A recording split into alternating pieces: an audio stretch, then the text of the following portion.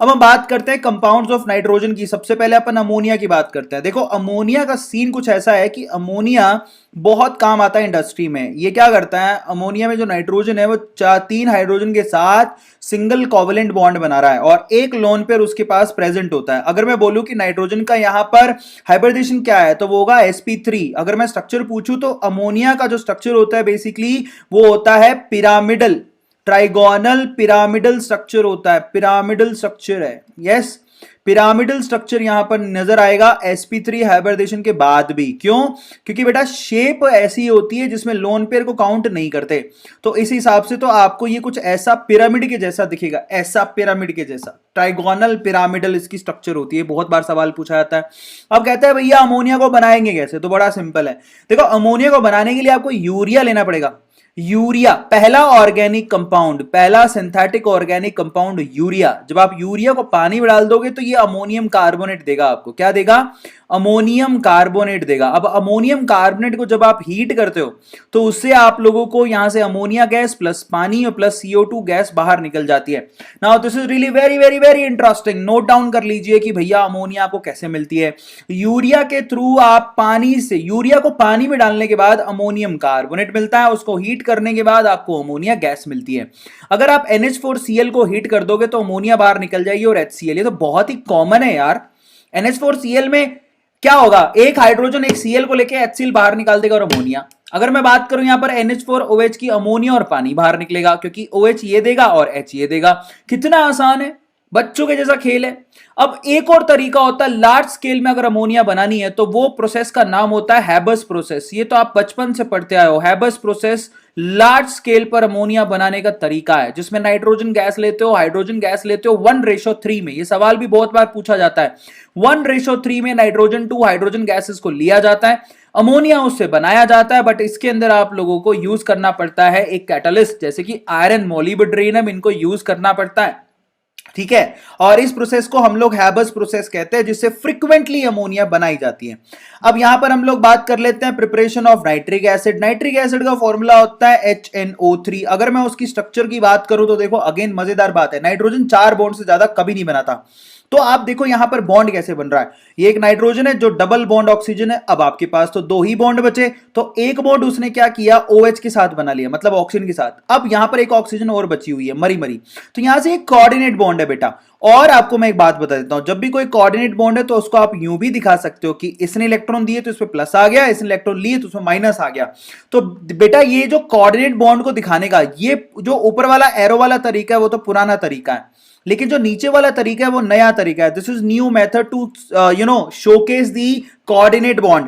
तो coordinate bond को दिखाने का तरीका होता है या तो एरो से दिखा सकते हो या फिर आप +2 माइनस भी दिखा सकते हो, और एक सिंगल यहां पर कोवलेंट बॉन्ड बना के भी तरीका होता है। तो आपकी मर्जी है जिससे भी दिखाओ, लेकिन नाइट्रिक एसिड काम बहुत आता है।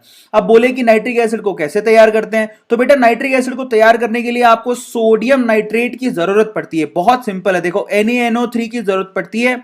अगर आप इसकी रिएक्शन किससे करा दो, कोई आपको करना क्या है, इसको सोडियम को हटाना है, हाइड्रोजन लगाना है। आप हाइड्रोजन कहां से मिलेगा, किसी एसिड से करवा दो। अगर आपने यहां पर H2SO4 से रिएक्शन करवा दी तो यहां पर HNO3 तैयार हो जाएगा। यार कुछ भी नहीं है, इसने हाइड्रोजन दिया, उसने हाइड्रोजन लिया, यहां पर इस पे प्लस है, इस पे माइनस है, इस पे एक हाइड्रोजन पे प्लस है और बाकी इस पीसी पे माइनस है, तो अपने आयन एक्सचेंज कर दो। यहां पर एक हाइड्रोजन इस NO3 को लेके भाग जाएगा और सोडियम उसके साथ चिपक जाएगा, तो फाइनली दूसरा कंपाउंड क्या बनेगा, NaH साथ में NO3 सॉरी NaHSO4। आ गया समझ में, ये कंपाउंड बनेगा। तो एक HNO3 बन गया जो हमें बनाना था और साथ में NHSO4 बन गया। अब हम आगे चलते हैं, एक बहुत बढ़िया प्रोसेस है H2SO4 को बनाने का जो बहुत ही फेमस है, that is called Ostwald process. Ostwald process HNO3 बनाने का, कॉन्टैक्ट प्रोसेस की बात नहीं कर रहा हूं, वो H2SO4 बनाता है। यहां पर ओस्टवाल्ड प्रोसेस की बात कर रहे हैं हम लोग जो HNO3 बना के देगा। तो चलो अब हम लोग नाइट्रिक एसिड को बनाने का एक बहुत ही नेमिंग केमिकल रिएक्शन पढ़ते हैं जिसका नाम है ओस्टवाल्ड प्रोसेस। मेरे प्यारे बच्चों, ओस्टवाल्ड प्रोसेस के बारे में डिटेल में बहुत बार पूछा जाता है। तो ओस्टवाल्ड प्रोसेस को बेटा सब लोग कॉपी पे लिखोगे, याद करोगे। अभी सब लोग क्या तैयार हो ओस्टवाल्ड प्रोसेस के लिए, एक बार चैट में लिख के बताओ जल्दी सी।